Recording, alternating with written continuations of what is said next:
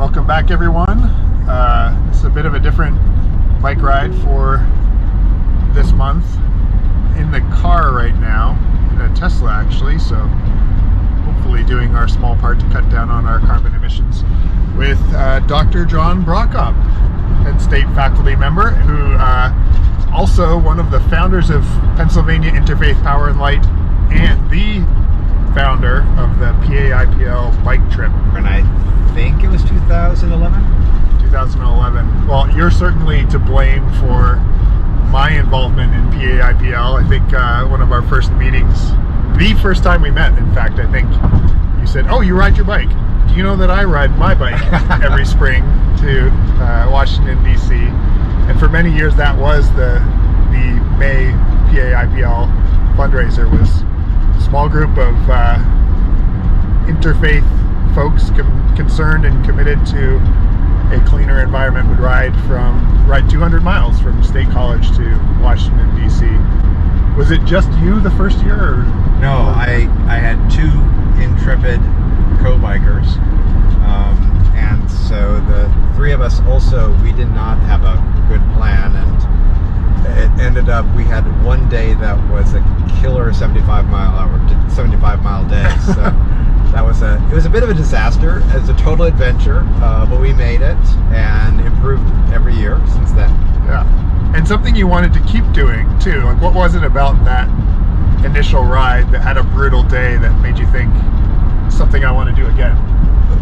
First of all, we had timed the arrival in DC with the National IPL conference, and so that first time when we did this, we have representatives from all the different Interfaith Power and Light units from across the country, and Reverend Sally Bingham, the founder of IPL, was also there, and so our arrival had been telegraphed. Everybody was out there to greet us when we came in, and they actually had us take our bikes and our sweaty selves inside the whole conference, and so that itself was amazing.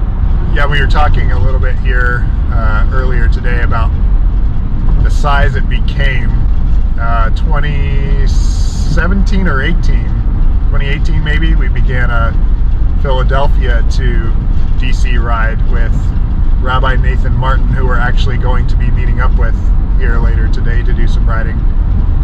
And I think that 2018 year, there was more than 20 people gathering on Capitol Hill, right? And Cricket Hunter, who was she the executive director at that time? No, at that point she was the program director. Right. Reverend Allison Cornish was the executive director. That's right. And poor Cricket had to try and arrange Capitol Hill visits for dozens of people, trying to make them. We had four teams.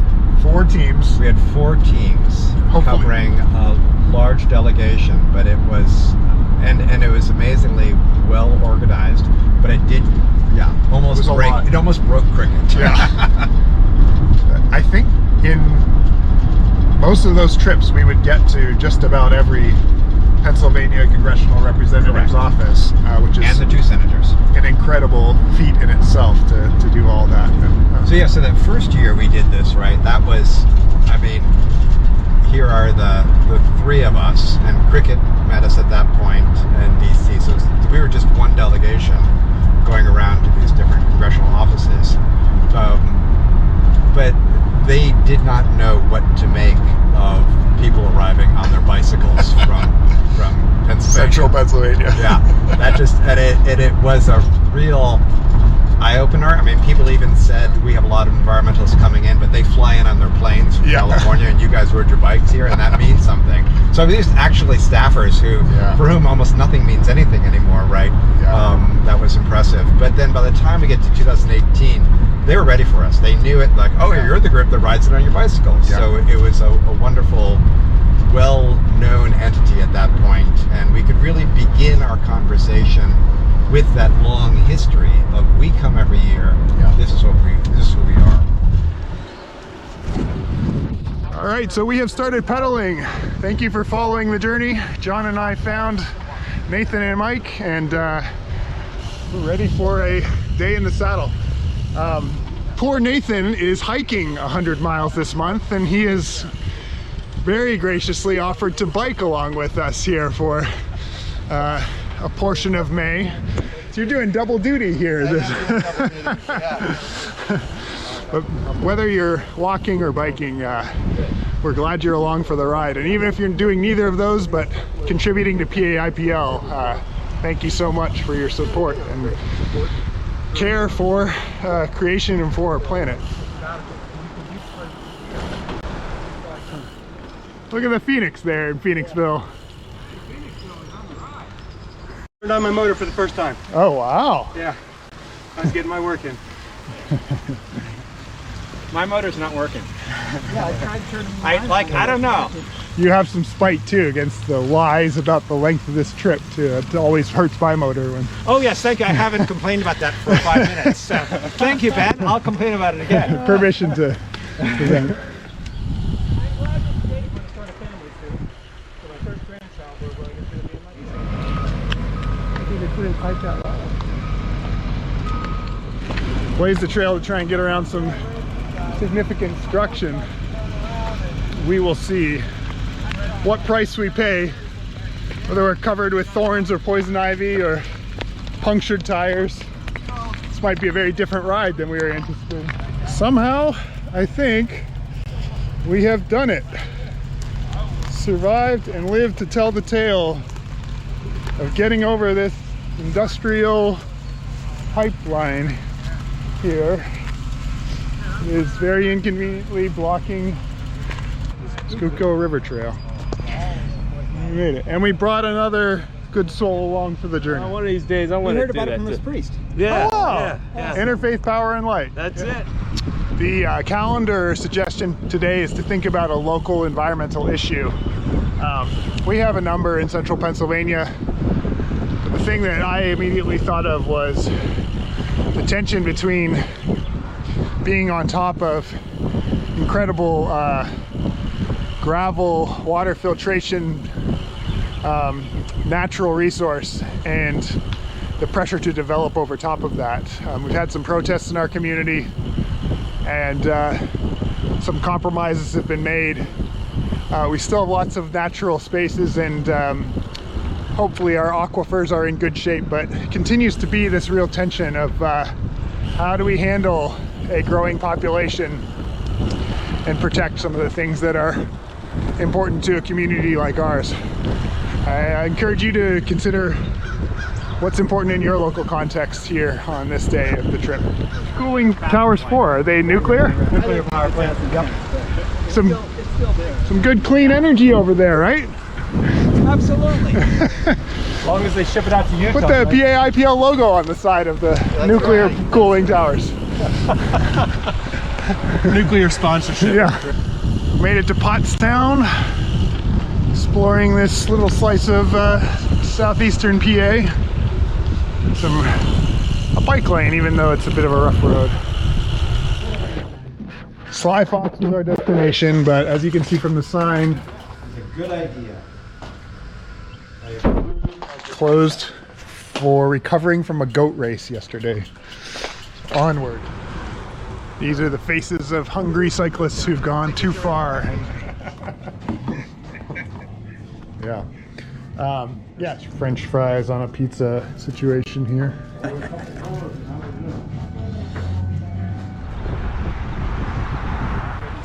Since the group trip was canceled. Yeah. Now there was other circuits.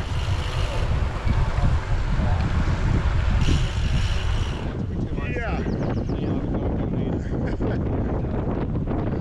Revisiting the PA-IPL calendar nudges again to consider an environmental issue in your local context. Rabbi Nathan's got a good word. Glad you're catching me on the uphill. I've been thinking about the issue of tree cover in Philly, that the Philly tree plan that was developed in the last administration called for a 30% tree cover across Philadelphia. And you know this now, that in areas that tend to be poorer, more people of color living, that with less trees, that sometimes ambient temperatures can increase by at least 15 degrees. Wow. Fahrenheit from other parts of the city that are more tree covered. Wow. So it really is an issue, I think, of equity and life and death to do this. And I think the challenge is that how do you keep this on the front minds of the mayoral administrations, given all the other challenges that Philly faces as a city. Oh yeah. Like a Roman aqueduct. It's been such a lovely ride. Maybe a few more miles than we thought it would be, and of course the sad closure of the lunch spot, but check out this view here along the towpath. We've got a stand-up paddle boarder. Wow. Looking good.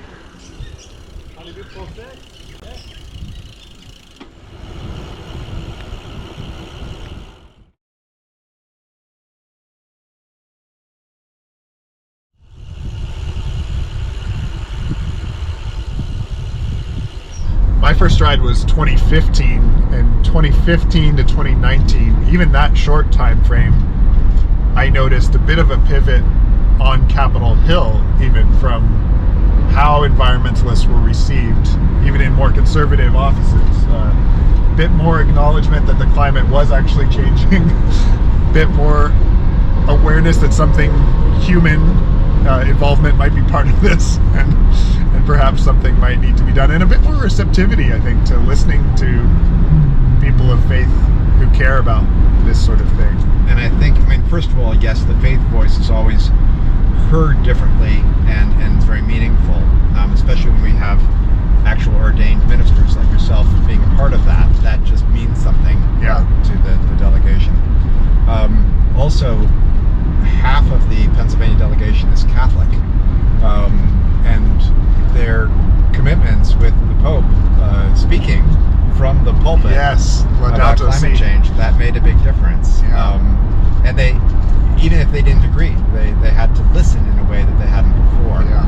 But it was also, I think, really helpful taking that back home and being able to say to people who are getting depressed about congressional gridlock and all this, that in fact things are changing, and that the mood is shifting. I was looking back at one of the old bike blogs and thinking about the Good Samaritan story, and being on the road and all that. Part of what you're doing on a bike trip like this is making yourself vulnerable and expecting a community, which then kicked in, and we had incredible hosts. We met with so many people who, not just congregations, but also different groups who would put on a lunch for us, or who would get a group gathered to hear our story, and who were curious to know what we were doing, because we were going through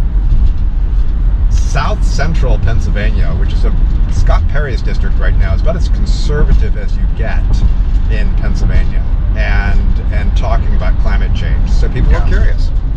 Something about the slow, intentional pace of a bike that really does provide you with space to breathe.